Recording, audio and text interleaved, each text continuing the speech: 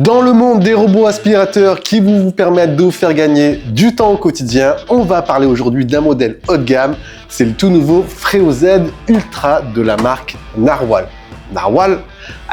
Narwal, rapidement, si vous ne connaissez pas, c'est un tout nouvel acteur qui a débarqué en France récemment avec un premier modèle haut de gamme, le Freo X Ultra.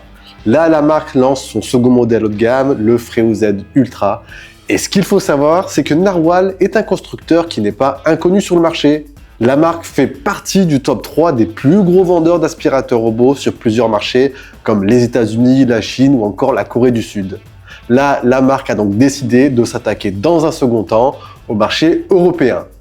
Bon, qu'est-ce que ce Freo Z Ultra vient apporter de plus par rapport à la concurrence sur ce créneau assez concurrentiel? On va faire un tour ensemble de ses principales forces. Restons transparents les amis, cette vidéo elle est réalisée en partenariat avec la marque Narwal. Donc ce ne sera pas un test à proprement parler, mais plus une review des principales forces du robot. Et comme on le verra, il a pas mal d'atouts.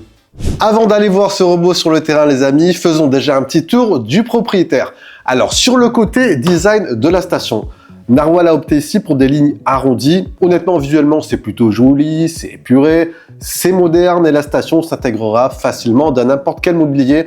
À savoir qu'ici, j'ai la version grise anthracite et qu'elle est également disponible en blanc. En soulevant le couvercle, on retrouvera les habituels bacs eau propre et eau usée de l'autre côté.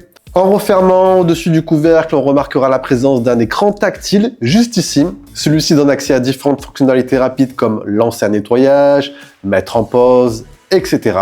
Dans la continuité, la station dispose d'un couvercle magnétique qui se retire en fait très facilement. Je vous montre en même temps, comme ceci. Idem pour le remettre, très facile. Et celui-ci contient du coup à l'intérieur un emplacement pour le sac à poussière et juste à droite, vous avez le compartiment pour le détergent. Et pour terminer, si on descend au niveau de la base, se situe l'emplacement pour la recharge du robot et le lavage et séchage des serpillères. On notera que la station intègre aussi un système auto-nettoyant qui nettoie en même temps les serpillères et la base. Après, personnellement, je vous conseille de temps en temps, et ça, il faut le faire, de faire un petit lavage manuel. Vous pouvez en plus retirer très facilement la base comme ceci. Le robot, le voici et il faut en parler. Alors celui-ci, il débarque avec tout un tas de fonctionnalités et de technologies avancées. Déjà dessous, quand on fait un petit tour, sur chaque côté, on a deux brosses latérales juste ici qui vont rabattre la poussière vers la brosse centrale.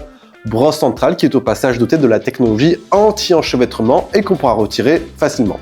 Vous avez également une puissance d'aspiration de 12 millipascales. En termes de puissance, on est vraiment sur le haut du panier. Un peu plus loin, juste en bas ici, on aura les deux serpillères rotatives au format triangulaire intégrant la techno Edge Swing. En gros, les serpillères sont capables d'ajuster automatiquement la pression au sol en fonction de la saleté. Et l'une des grandes forces de ce robot, hop, je vous montre ça, c'est ça, juste ici. C'est le premier robot du marché à embarquer une double caméra RGB et en parallèle une double puce de calcul IA qui permettent en somme au robot de détecter plus de 120 obstacles et en parallèle prendre des décisions en temps réel. Et bien vous savez quoi, allons voir ça sur le terrain pour voir ce que ça donne. Allez, premier test qu'on va réaliser, c'est un test d'évitement d'obstacles avec un degré d'obstacle plus ou moins compliqué. Et pour cela, j'ai réuni quelques petits objets, une peluche, une basket, une chaussette, petite chaussette de mon fils et le plus compliqué, un câble long. Allez, on est ready. Premier obstacle. Regardez ça, la petite peluche. Bon, pas de souci, il arrive bien à la détecter. Il la contourne très facilement. Regardez ça. On enchaîne avec la basket. Pas de problème non plus, pas de problème particulier. Il arrive bien à l'éviter. Un peu plus dur, la petite chaussette qui est ici toute fine et en plus très petite. Bon, il la contourne facilement aussi. Et on finit avec le plus compliqué, le câble. En plus, c'est un long câble et regardez ça. Ce qui est pas mal, c'est qu'il arrive à le frôler sans s'en mêler. On constate donc ici qu'il arrive à frôler de près l'obstacle, donc à maximiser l'aspiration. En fait, là où de nombreux robots de gamme vont détecter le câble et laisser de l'espace entre le câble et lui arrive non seulement à le détecter, mais aussi à l'éviter sur une très courte distance et de manière très rapprochée. Et ça, c'est assez fort. Lorsque je l'ai testé également sur les pieds de chaise ou de bar, il arrive aussi à parfaitement aspirer sur une courte distance très rapprochée des pieds. Et le dernier point aussi à mettre en évidence sur cette capacité à éviter les obstacles, c'est sa capacité à ajuster sa trajectoire en temps réel si un obstacle surgit. Je vous montre un petit exemple.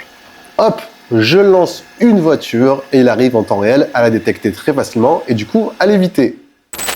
Le second gros focus, second point fort de ce robot, c'est sa capacité à adopter en temps réel sa stratégie de nettoyage en fonction du type de saleté. Eh bien, je vous montre ça. Imaginons que je renverse au sol un petit peu de café, on va le mettre ici, et qu'à côté j'ai des miettes de céréales ou autres. Si je lance une session de nettoyage sur cette zone précise, regardez comment le robot va s'adapter. Sur son chemin de nettoyage, dans un premier temps, va se retrouver la petite marque de café.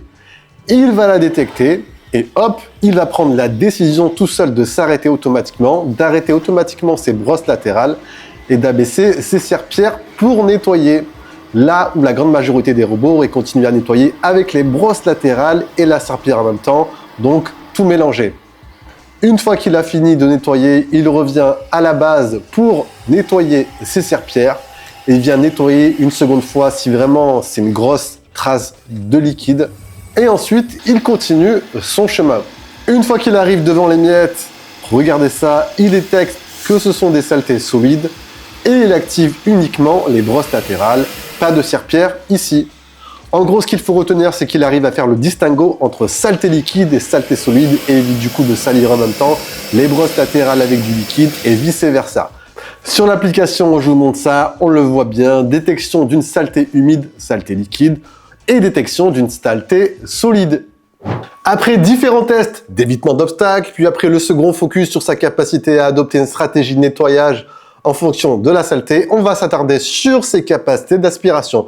Pour ce test, j'ai récolté pas mal de saleté. Je vous montre ça. Un petit peu de terre, de la mie de pain, des miettes, des cheveux et des poils de mon chat.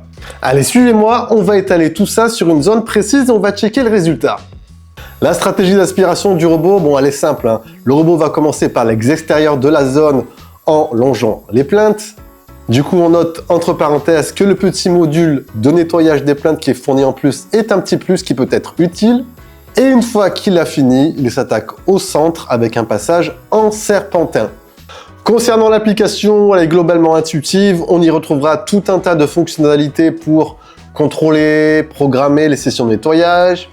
On a ici notre cartographie de notre appartement ou maison. En bas, on pourra configurer nos programmes. On a l'historique des sessions. Ici, différents types de réglages de nettoyage sont présents. On peut aussi choisir de nettoyer par pièce ou encore par zone.